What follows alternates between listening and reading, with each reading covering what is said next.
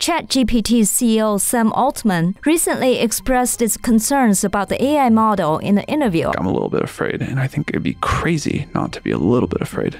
So if you are also a little bit afraid, you are not alone.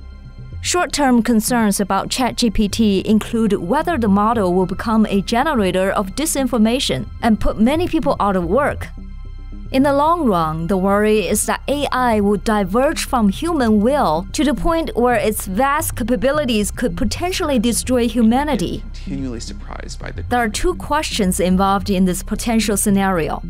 First, whether AI can become self-conscious, and second, whether AI could potentially break free from human control, even without self-consciousness. The prevailing scientific view is that consciousness arises from the activity of neurons in the brain, but this assumption is challenged by phenomena ranging from popular psychotherapy to ancient mind and body exercises. Many people have heard of a sensory deprivation tank, also known as a flotation tank. It is a tank filled with salt water that restricts all outside stimuli, including sound, sight, and gravity. By immersing themselves in the water, people quickly feel mindless and disembodied, but they are fully conscious. This experience is very similar to the states that occur in Buddhist or Taoist meditation. Buddhists practice 4 dhyanas and 8 samadhis. Before entering the first dhyana, people in meditation stop thinking and their whole body seems to disappear, but they are fully conscious. I have gone through the same thing in my own meditation. Before entering this state, I also experienced the feeling of being one with the world around me.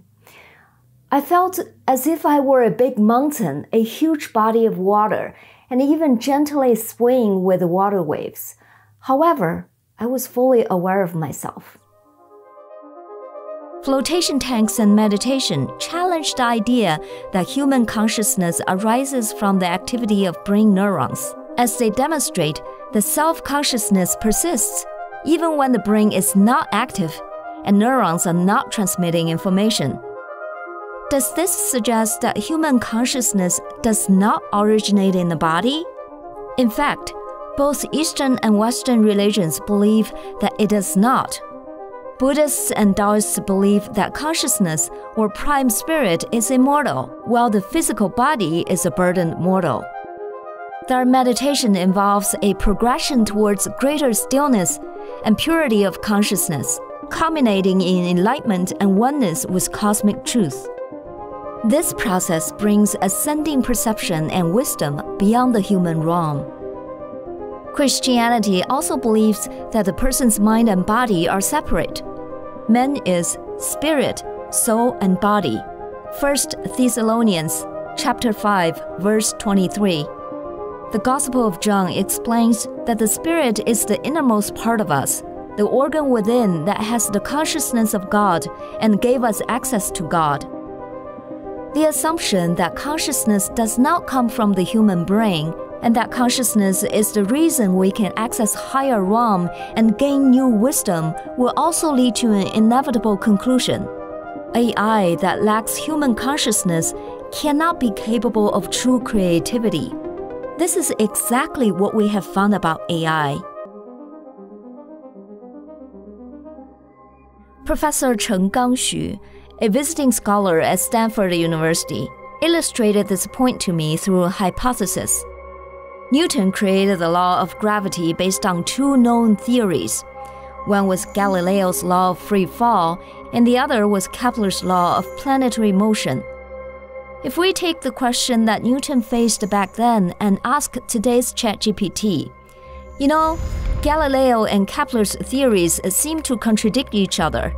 Can you build me a new theory that reconciles these 2 theories? ChatGPT may be able to derive a theory that is equivalent to Newton's law of gravity if you ask a clever enough question that leads it step by step. But it is only able to do so because it has already studied contemporary physics that includes Newton's gravitation law. If we don't let ChatGPT learn Newton's law, so its knowledge stops at the theories of Galileo and Kepler, then it is impossible for ChatGPT to create Newton's law of gravity by itself. This is because ChatGPT's backbone is a statistic model, which means it can only synthesize information from the existing data instead of inventing new knowledge that is outside the system. But true creativity is about generating new knowledge that was not in the current system. As understood from the perspective of Buddhism and Taoism, creativity is the natural state that comes when consciousness gains truer perception of the cosmos reality as it ascends to higher levels. Of course, human creativity is not always acquired in meditation, but the experience of meditation can help us understand how consciousness works. The CEO of OpenAI, Sam Altman, says that one of the things he finds most incredible is that the computer simulations made by engineers in Silicon Valley are getting closer and closer to what the ancient Brahmins are telling us.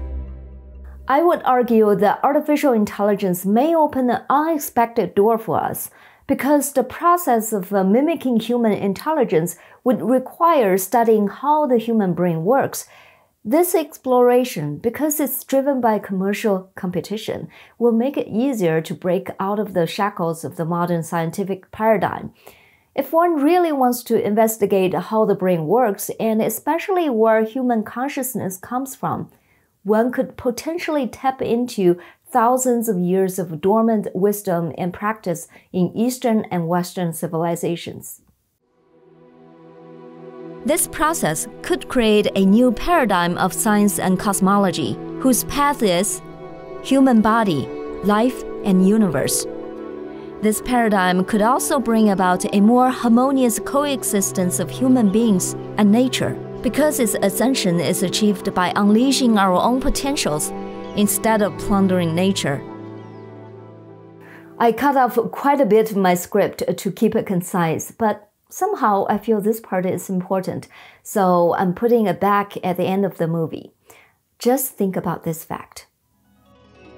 Taoist and Buddhist meditation have many similarities in terms of the sitting position and the meditative states they go through. However, the Taoist cultivation, known by humans for at least 5,000 years, emerged in the Yellow River Basin of China. The known Buddhist cultivation originated in Central Asia. Prior to the Sakyamuni Buddha, there were Brahmins and Vedas, which were around at least 6,000 years ago. I speculate that Taoist masters such as Guangchengzi, who lived 5,000 years ago, and the Vedic teachers probably did not engage in meditation exchanges. Think about it.